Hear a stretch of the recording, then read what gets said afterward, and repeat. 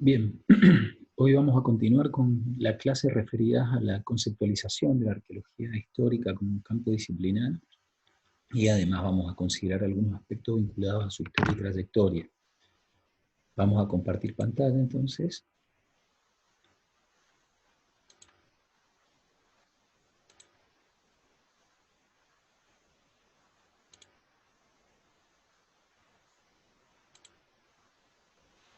Bien, en este caso entonces vamos a hablar de una breve historia entre las relaciones que existieron entre la arqueología y otras disciplinas y que en definitiva a partir de las reflexiones teóricas dieron lugar a la arqueología histórica y su relación continental, tanto europea como americana, y en el caso particular de Argentina. Hay que remontarnos a los orígenes mismos de la arqueología para entender el vínculo que ésta tuvo con la información documentada, la información escrita acerca del pasado. En ese caso hay ejemplos muy paradigmáticos como aquel que encarnó el propio Schliemann en su búsqueda de Troya a partir de la inspiración que como niño tuvo en mitos y relatos homéricos. Sabemos que su descubrimiento lo llevó a la detección de la cultura micénica, pero más allá de eso, investigaciones que llevó adelante en otros lugares le permitieron avanzar en el conocimiento, siempre articulando el relato documentado con la información arqueológica. Él era una persona que se dedicó de oficio, hizo una fortuna y la fortuna la amasó a través de su objetivo de poder hacer arqueología del periodo clásico, y a partir de allí realizó descubrimientos muy importantes que luego pusieron en cierta medida al ámbito académico, quienes consideraban que su trabajo era metodológicamente poco pulido de alguna manera, y él discutía desde un punto de vista del alcance que tenían los trabajos, ahí se puede ver en esa cita, científico, en relación a los objetivos de ciertas búsquedas, por ejemplo, ciudades antiguas. Este ejemplo lo traigo a colación porque demuestra la relación que existió entre la arqueología y la historia en Europa, donde formaban parte de los mismos departamentos. En el caso de América, fundamentalmente en el hemisferio norte, y en Estados Unidos en particular, las relaciones entre la arqueología se dieron más bien con la antropología. Allí entonces existieron trabajos a fines del siglo XIX, incluso inicios del XX, que fueron forjando una arqueología que en la década del 70 encuentra un punto de inflexión al asociarse directamente con las corrientes procesuales a través del trabajo de Stanley South o de Kathleen Deegan en La Isabela, en la zona del Caribe, que emplearon objetivos hipotéticos deductivos en sus investigaciones, metodologías muy pulidas,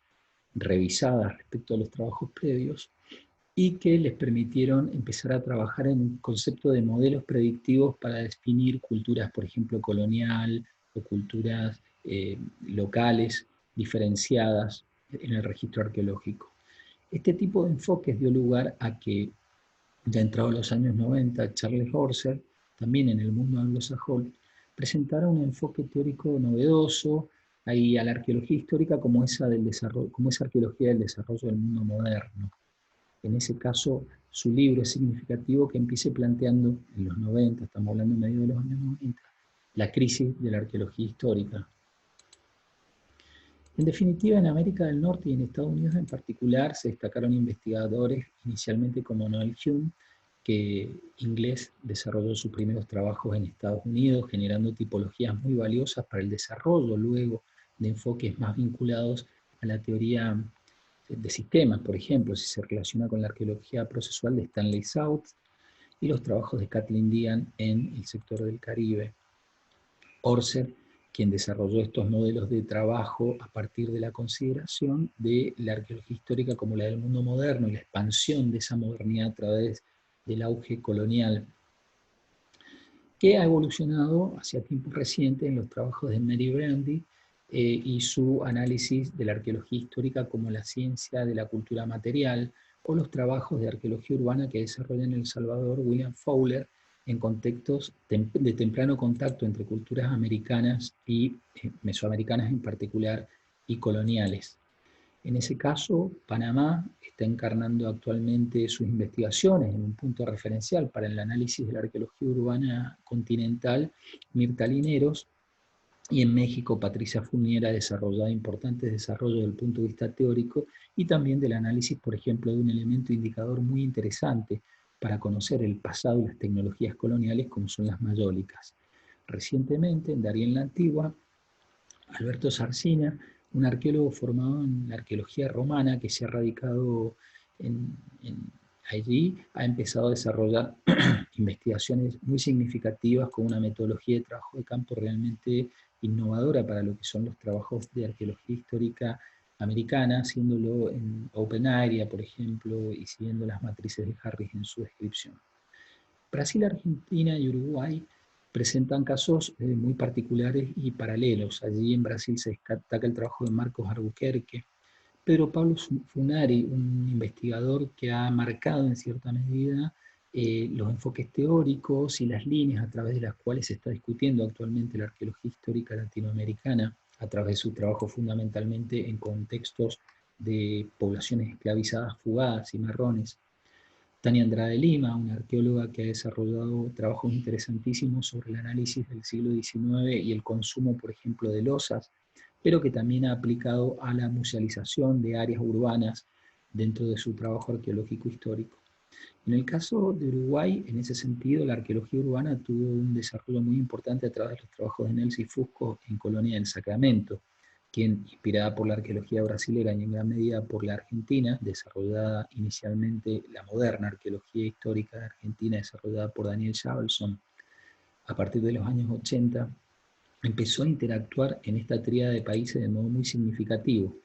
A él se suma Ana María Rocchietti y sus enfoques teóricos desarrollados en una arqueología de la zona de Rosario e incluso Río Cuarto,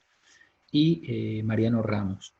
quien ha desarrollado trabajos en Pampa bonaerense, pero fundamentalmente en los últimos años en campos de batalla y específicamente en el campo de batalla de la Vuelta de Obligado. Una generación revisionista de esta arqueología, desde el punto de vista teórico y enfocada sobre todo a la arqueología en la Antártida, la encarnó Andrés Aranquín, también en asociación a Jimena Senatore. Ellos han replanteado en su momento los enfoques arqueológicos que se venían desarrollando en nuestro país y que posteriormente han tenido impulso para la zona de Pampa, por ejemplo, con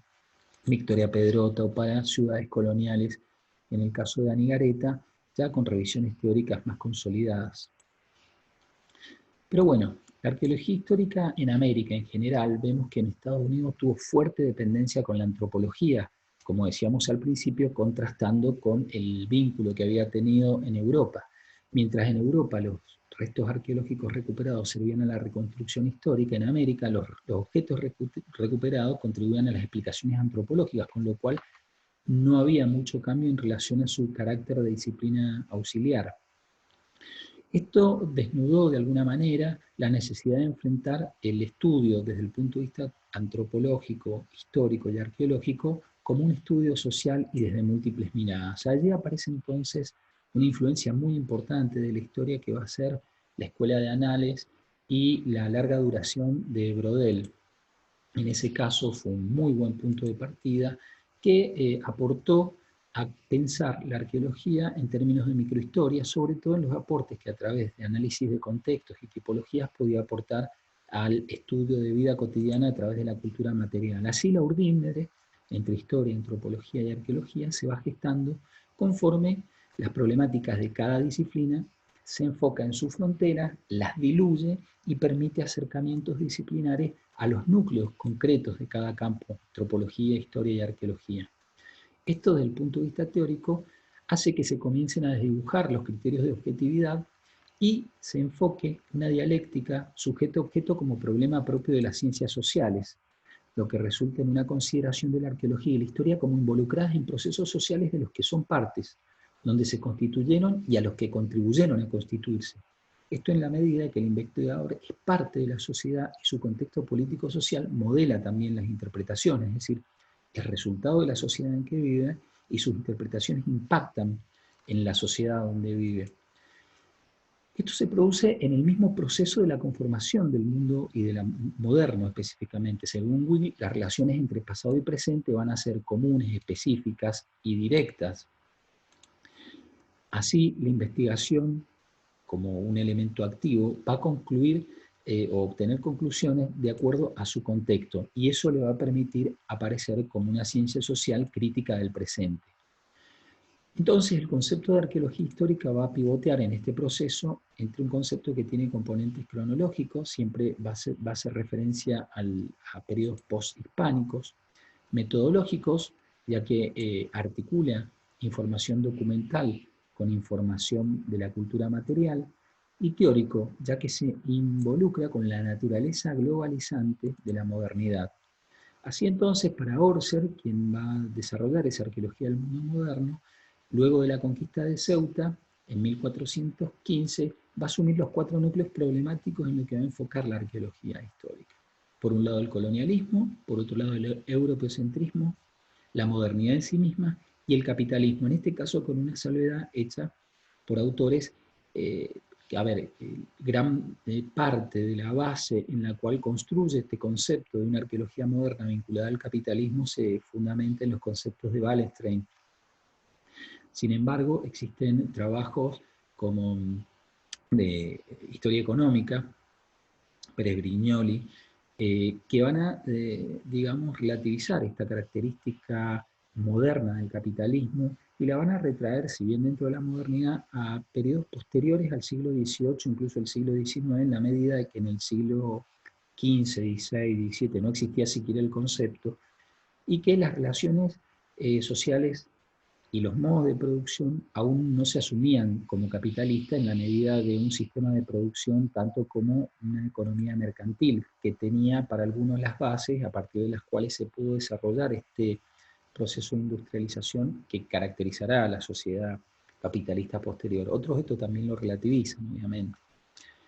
Así, en esta discusión, la salvedad a este mundo global moderno va a estar constituida por los análisis de las dinámicas particulares que llevan ritmos diferentes en términos temporal, aún dentro de ese objetivo global y globalizante de una economía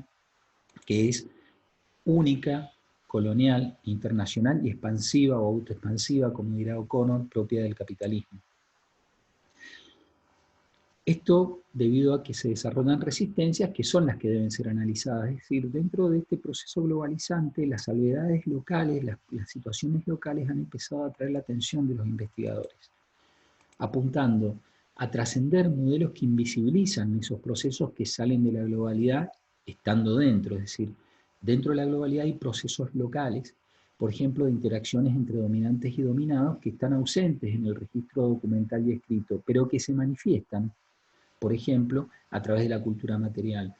Funari da un ejemplo de poblaciones esclavizadas huidas que van a generar una cerámica, van a producir una cerámica que no tiene vínculo directo con su antepasado propio de África, ni tampoco con su, digamos, influencia colonial, sino que van a producir algo distinto que en la medida es interpretado como una cerámica producida para diferenciarse de la de sus opresores. De este modo, esclavos, trabajadores, analfabetos y su vida cotidiana son los que van a emerger en la historia, contribuyendo así la arqueología histórica al análisis de las contradicciones de las sociedades de clase, lo que va a exigir superar, en definitiva, lo que decíamos al comienzo, las fronteras disciplinares, estableciendo la fortaleza en esa capacidad que tiene la arqueología en estudiar la cultura material como siempre un campo abierto, no delimitarlo a su única mirada. Y entenderse así como una disciplina que mira el pasado desde el presente con un doble impacto de interpretar el pasado desde el presente y que ese pasado sea usado en el propio presente, visibilizando opresiones y contradicciones desde esta posición de la pluralidad. En Argentina, Brasil y Uruguay, las tradiciones de arqueología histórica han tenido trayectorias paralelas. A diferencia de lo que dice Margarita Díaz Abreu en la introducción a Arqueología de Contacto, en el prefacio de Arqueología de Contacto, donde plantea prácticamente que para los 90 se desarrolla este campo disciplinar en estos países, las historias político-sociales paralelas que tuvieron sobre todo entre los años 60 y los años 80 llevan a que la arqueología histórica tenga un desarrollo en las líneas que habíamos mencionado anteriormente bastante intenso, sobre todo naciente entre los 60 y los 80, pero sobre todo con un fuerte empuje saliendo de las últimas dictaduras militares de los años 80, tanto en Argentina y Brasil como en Uruguay. En lo específico, en la arqueología histórica argentina, antes de la década del 70, era escasa y estaba orientado sobre todo a restos coloniales de ciudades y generalmente urbanos. Luego se orienta con mayor amplitud a otros temas, por ejemplo, arqueología de fortines, de espacios misionales, de reducciones. De hecho, recién en 1980 tenemos una de las obras más importantes que se producen, que es Presencia Hispana en la Arqueología Argentina, que va a reunir una importante cantidad de trabajo y permite actualmente observar el nivel de desarrollo que tenía la disciplina en distintas regiones del país en ese momento. Allí, por ejemplo, La Giglia, el arqueólogo mendocino, y Morresi, del Chaco, van a plantear las primeras propuestas de periodización. Morresi planteaba ajustar secuencias de la excavación para establecer los periodos arqueológicos y La Giglia que las evidencias arqueológicas permitieran conocer la evolución de la cultura material en el país. Ambos van a coincidir en 3 periodos, siempre como como base de arranque el periodo post-prehispánico, aunque hay una fecha planteada por La Giglia en 1450 que es esquiva porque aún no se producía ni siquiera el descubrimiento o encubrimiento de América por parte de Colón. Y el techo que plantean es la propia actualidad, es decir, en general, que empiezan con los procesos de independencia y siguen para adelante en la etapa republicana. Las 2 primeras etapas en general coinciden en plantearla entre el siglo XVI en general, o el siglo XV en un caso, y mediados del siglo XVII. Y de mediados del siglo XVII y hasta inicios del XIX, la segunda etapa. El tema es que los procesos históricos regionales involucrados obligan a reconsiderar estas periodificaciones con diferentes pisos según el arribo de la conquista a situaciones locales, como también la evolución de un proceso que no fue inicialmente homogéneo en todo el territorio. Es decir, la propia globalidad depende de la dinámica del proceso y esta posee ritmos diferentes en cada localidad. En Mendoza empieza en 1561, pero en Buenos Aires, con la conquista, con la fundación previa, empieza antes. Shavelson y Gareta, Rafino y Gareta han desarrollado algunas aproximaciones históricas a la arqueología histórica argentina y rompen un poco con esta noción de que se desarrolla a partir de la década del 80 y del 90, planteando antecedentes y generando algunos interrogantes de por qué esos antecedentes de la arqueología histórica que se desarrolló sin ser consciente de tal, pero atendiendo etapas históricas, no fue tenido en cuenta a la hora de hacer esta secuenciación y plantear que la arqueología histórica empezó en los años 80 en Argentina. En principio tenemos algunos ejemplos como los trabajos de Librane y Hernández en Fuerte Quemado,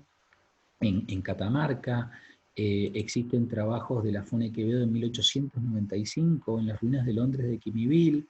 Tenemos los trabajos de Juan Bautista Ambrosetti, por ejemplo, en la Hacienda de los Molinos, en Salta, en 1903, o su recorrido por las misiones y descripciones de ruinas jesuíticas vinculándolos a su historia en, por ejemplo, San Miguel en 1892, los trabajos de Luis María Torres en 1907, en lo que es el sector de Entre Ríos, Puerto Gaboto, sobre el Paraná, Salvador de Benedetti y el estudio de yacimientos arqueológicos y la presencia hispánica entre los contextos en Capichambo, también en provincia de Catamarca, o aquí en Mendoza los trabajos de Luis María Torres en Biluco, en el Cerro Sepultura, Eric Boman también en Biluco, donde ya empiezan a desarrollarse en tiempos tan tempranos como 1919 las primeras tipologías, por ejemplo, de cuentas de vidrio o el análisis de objetos incorporados a tumbas con contextos interpretados como indígenas, pero que son producto del arribo de productos europeos. También en La Rioja, los estudios de Cáceres Freire en 1937 asociaron los restos materiales y construcciones a una ocupación de tipo defensiva en el sector del pantano, en La Rioja.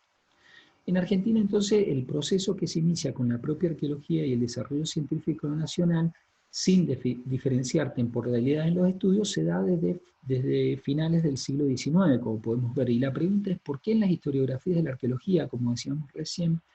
la arqueología histórica va a pasar inadvertido este hecho y se coloca como iniciada en los años 40, 50, con los trabajos en Santa Fe la Vieja o Callastá por Zapata Goyán?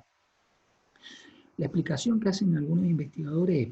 sobre todo Javelson y Grete, es por la preeminencia del modelo naturalista positivista que se impondrá entre 1900 y 1930 en la academia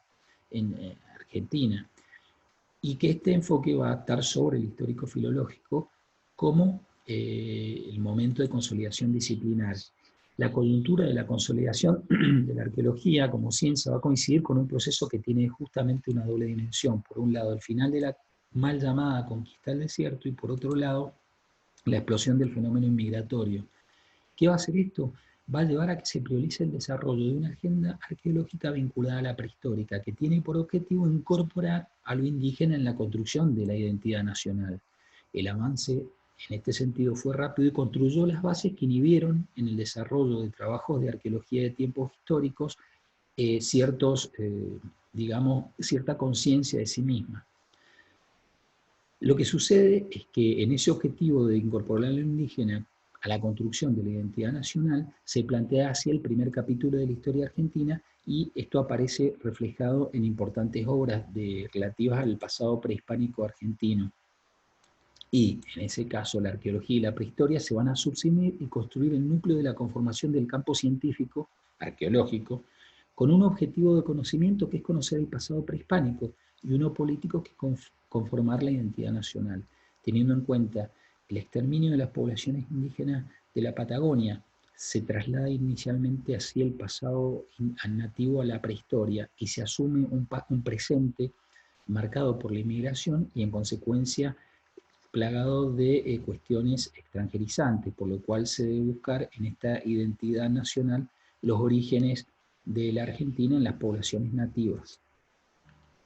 No obstante, entre los años 40, 50 y hasta los 80 se empiezan a destacar los trabajos, como decíamos, de Zapata Goyán en Callastá o Santa Fe la Vieja,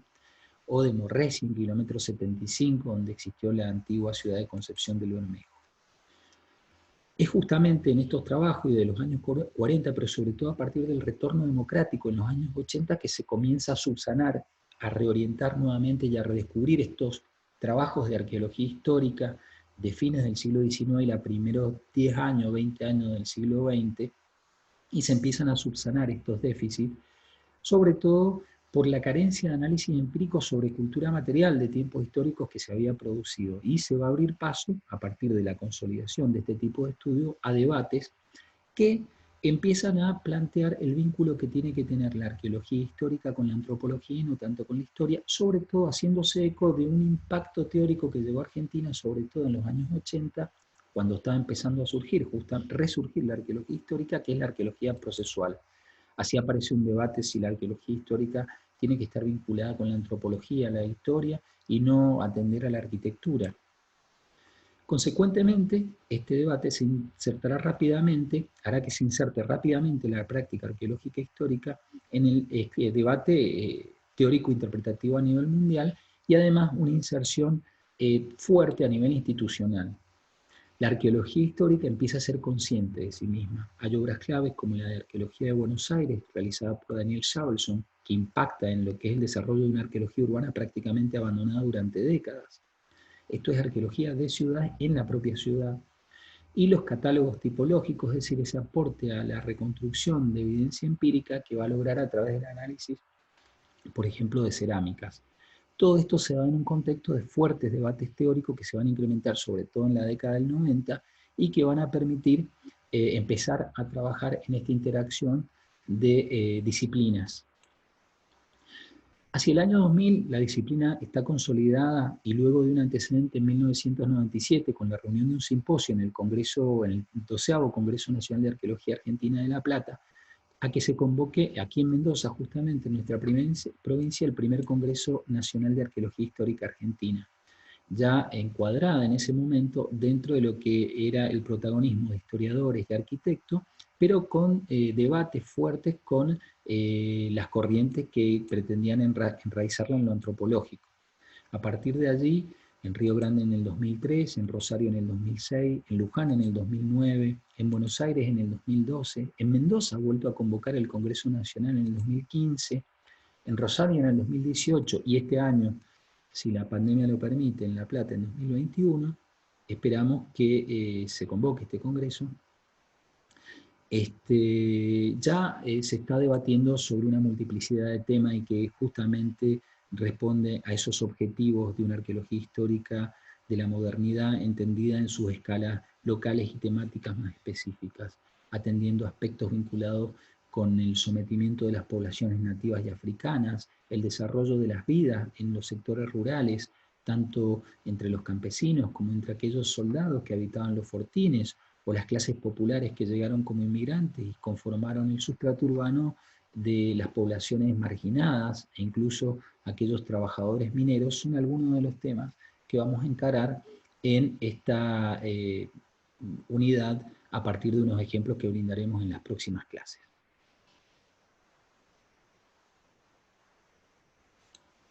Así entonces es que vamos a desarrollar en las próximas clases las próximas,